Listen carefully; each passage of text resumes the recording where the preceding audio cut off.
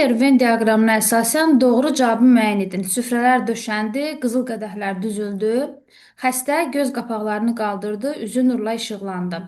Feillər qayıdış növdədir. Döşəndi sözü döşəməkdən yaranıb, düzülmək düzməkdən yaranıb, lakin hər ikisi məchul növdədir. Hərəkət kimsə tərəfindən icra olunur. Quruluşca sadə cümlədir. Xeyr, iki cümləmiz var. Süfrələr döşəndi bir cümlə, qızıl qədəhlər düzüldü ikinci cümlə. Bütün ikinci dərəcəli üzvlər işlənmişdir. Birinci cümləmizdə sadəcə təyin var. O baxımdan ortaq fikir kimi bu fikir də yanlışdır.